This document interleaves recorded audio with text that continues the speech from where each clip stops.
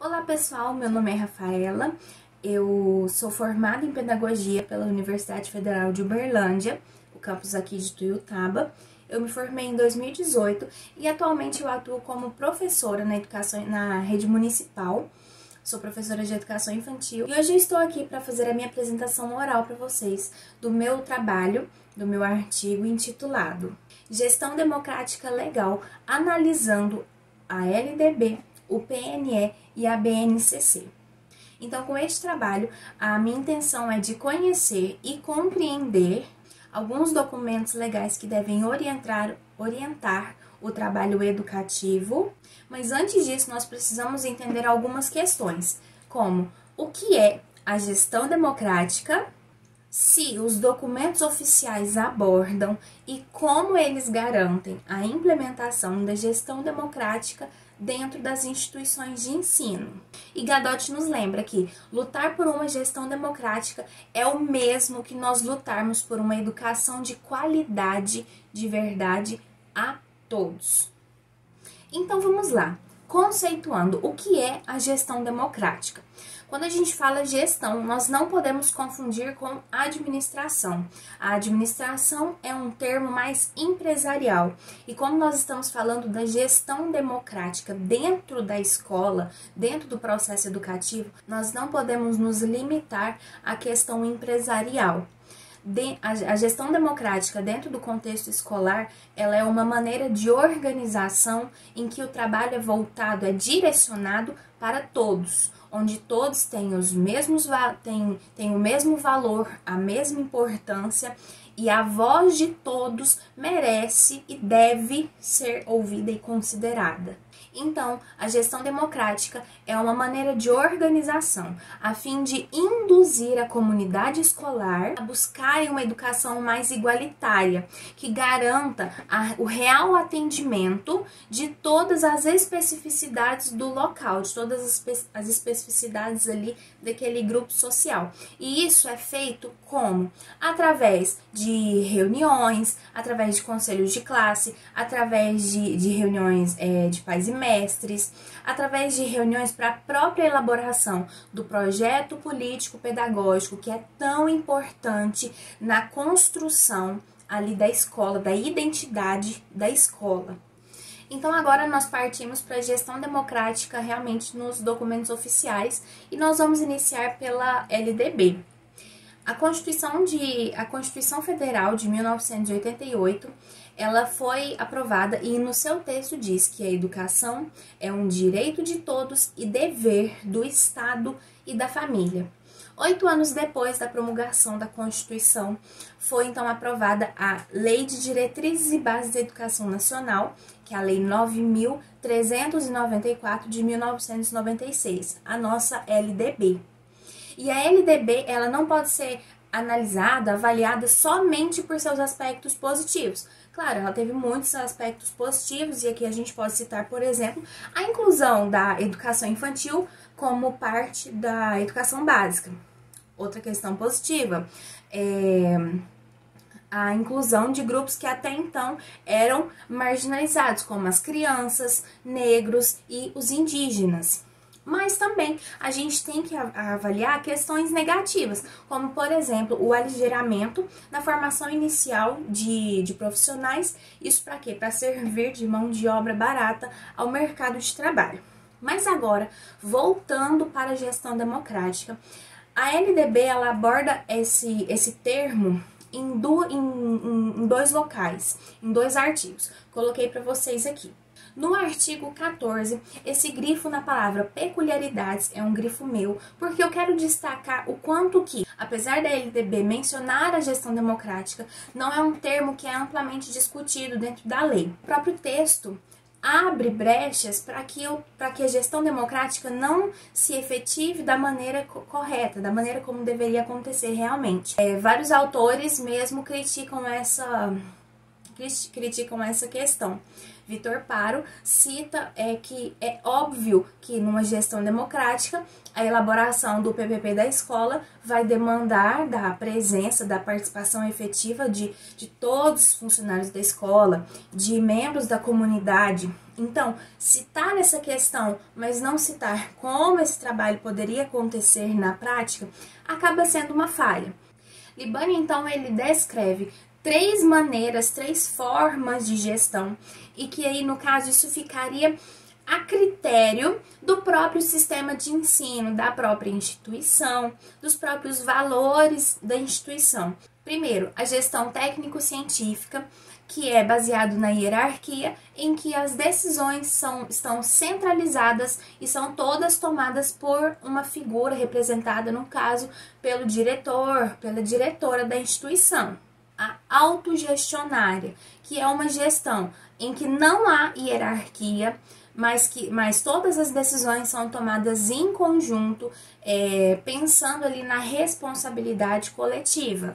E a gestão democrático-participativa, em que a busca por objetivos comuns, cada um tem o seu papel definido, cada um atua na sua área, pode haver ali avaliação, a supervisão do desenvolvimento dos papéis, mas há a presença de uma coletividade dentro dessa forma de gestão. Então, quando a gente avalia essa questão das peculiaridades, a gente precisa ter também essa noção de que o próprio documento abre brechas para que isso seja feito de maneira, digamos assim, como desejar, como for melhor à instituição, ao sistema de ensino.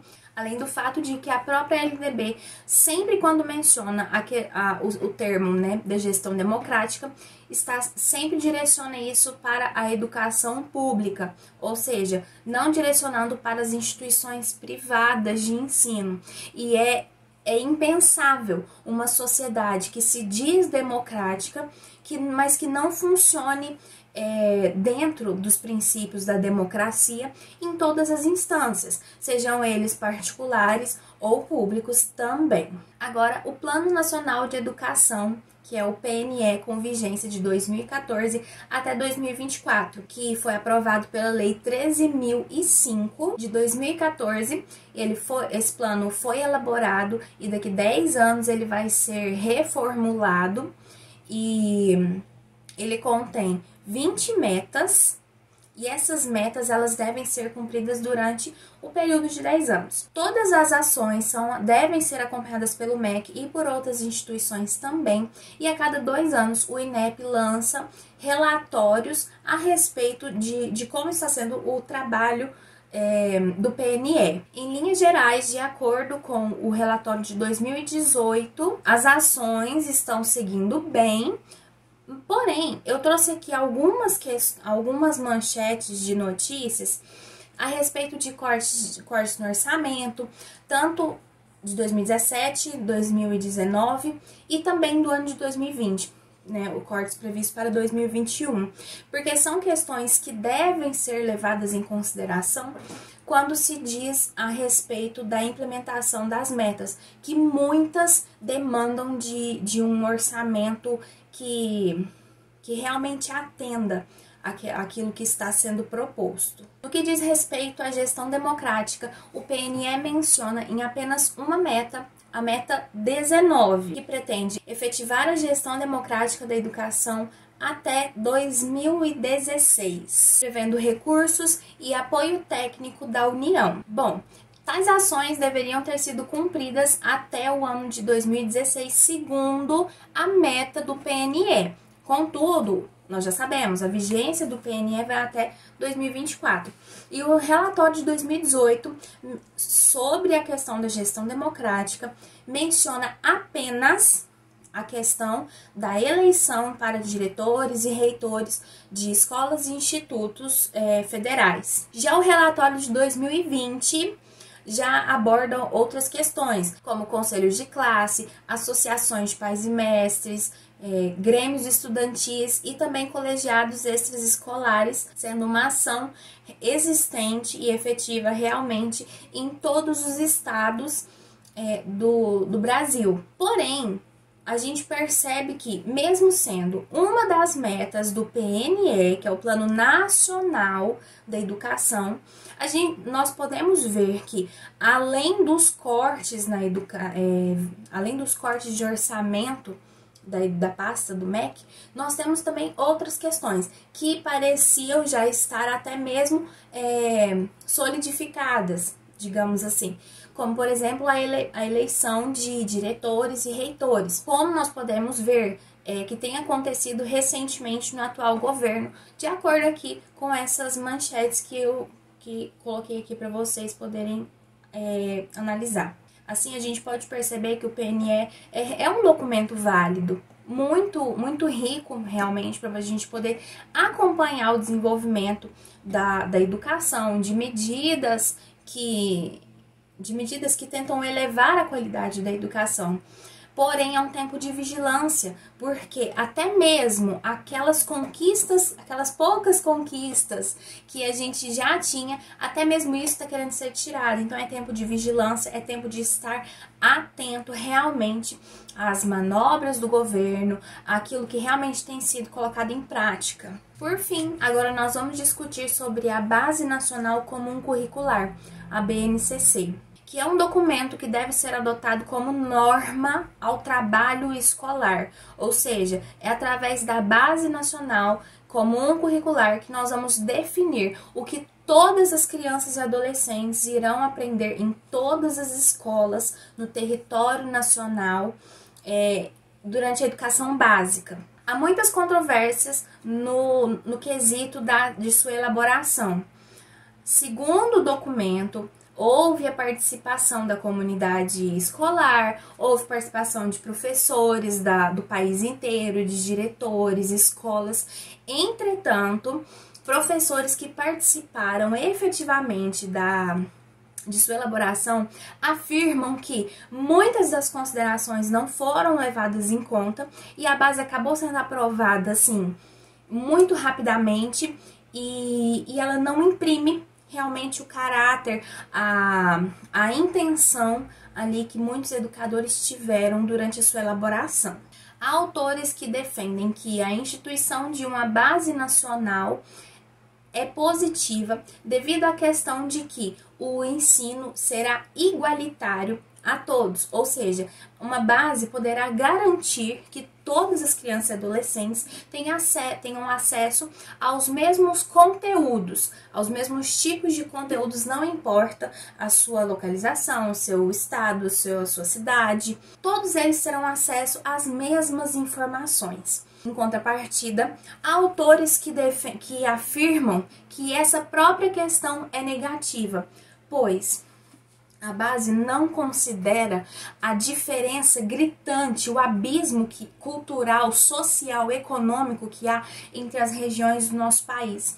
Então, como que nós vamos conseguir cobrar de crianças lá do norte, do nordeste, o mesmo tipo de conhecimento que professores ensinam às crianças lá no sul ou aqui no sudeste? É inviável, é inimaginável uma educação que resista a esse processo, a esse tipo de padronização. De acordo com a BNCC, a democratização do ensino é simplesmente a expansão do documento em território nacional, não considerando o histórico, não considerando a cultura local, não considerando, como eu já disse anteriormente, as questões sociais e as questões econômicas. E uma outra questão que a gente precisa considerar dentro da BNCC é que, como a base ela tem um caráter ali de identidade, tem um caráter de definir aquilo que vai ser trabalhado, a maneira como vai ser trabalhada dentro das instituições de ensino, nós não encontramos dentro da base falas a respeito da gestão democrática, ou seja, uma base de caráter mandatório que define quais são os conhecimentos que vão ser ensinados no país inteiro para todas as crianças e adolescentes, não considera dentro do seu texto, dentro da sua produção, a gestão democrática. Isso já diz muito a respeito de qual educação que a base serve. E agora, algumas considerações finais. Bom, no que diz respeito à gestão democrática, nós podemos perceber que, na teoria, é uma temática que já está em desenvolvimento, que precisa, sim, ser amplamente discutida cada vez mais.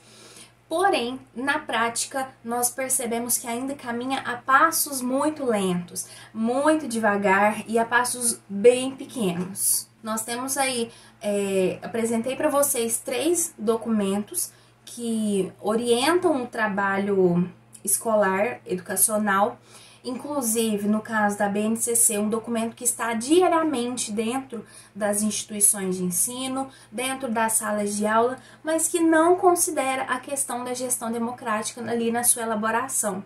Isso é um grande problema, porque não abordar a gestão democrática ou abordar de maneira superficial, como traz a LDB, ou abordar, mas não garantir a sua implementação, como tem acontecido com o PNE, isso significa fechar o espaço para o diálogo, para partilhas, fechando assim o espaço da participação, da coletividade, resultando assim, consequentemente, na formação de uma sociedade cada vez mais individualista, limitada e conformada. Bom, é um tema muito amplo e que cabe muita discussão, mas por enquanto eu me encerro por aqui e agradeço a atenção de todos vocês que me ouviram. As referências que eu utilizei para escrever esse artigo eu coloquei aqui na descrição do vídeo e muito obrigada!